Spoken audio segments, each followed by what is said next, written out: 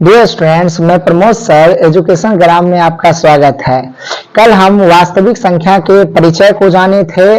आज वास्तविक संख्या से संबंधित कुछ इंपॉर्टेंट पॉइंट्स को जानेंगे।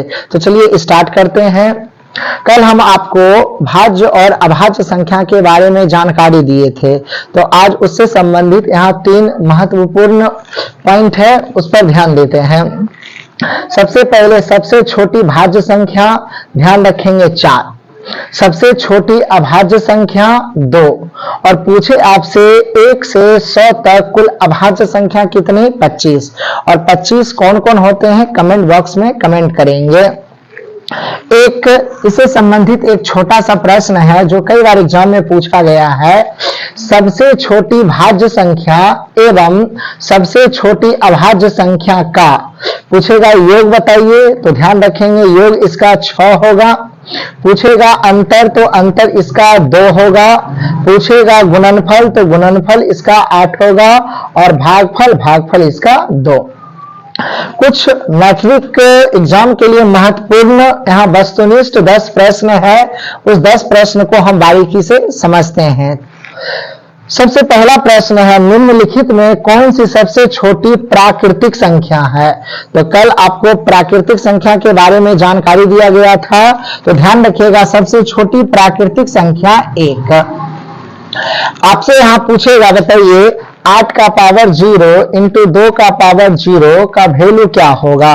तो ध्यान रखेंगे किसी का भी पावर यदि 0 है, किसी का भी पावर यदि 0 तो उसका मान 1 और 2 का भी पावर 0 उसका मान 1।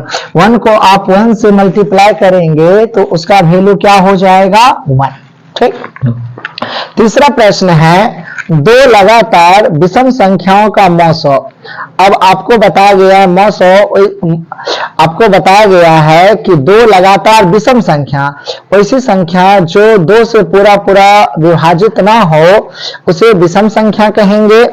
और यहाँ पूछा है 2 लगातार विषम संख्या, तो एक हो जाएगा 1, 3, मान लीजिए 5, 7, 9, अगर कंटिन्यू लेकर चलिएगा और उसका पूछ रहा है कि मौसो क्या होगा, ध्यान रखिएगा 2 लगातार विषम संख्याओं का मौसो 1।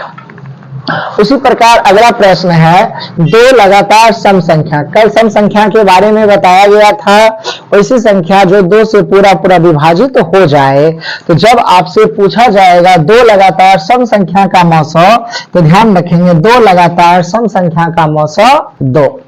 अगला प्रश्न है, सबसे छोटी भाज्य संख्या और सबसे छोटी अभाज्य संख्या का मौसो। तो अभी यहाँ देखिए सबसे छोटी भाज्य संख्या 4 होती है और सबसे छोटी अभाज्य संख्या 2 होती है।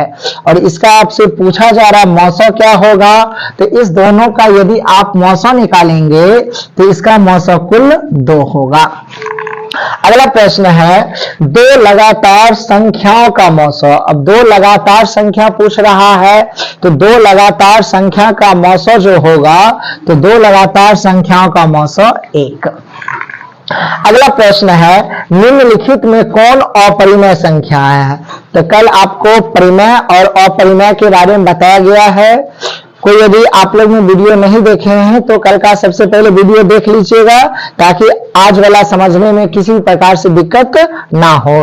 तो अगला प्रश्न है, निम्नलिखित में कौन अपरिमेय संख्या है? तो यहाँ √49 इसका वर्गमूल 7 हो जाएगा, यानी ये परिमेय संख्या है। √36 इसका वर्गमूल 6, ये भी परिमेय संख्या है। √16 इसका वर्गमूल 4, ये भी परिमेय संख्या है।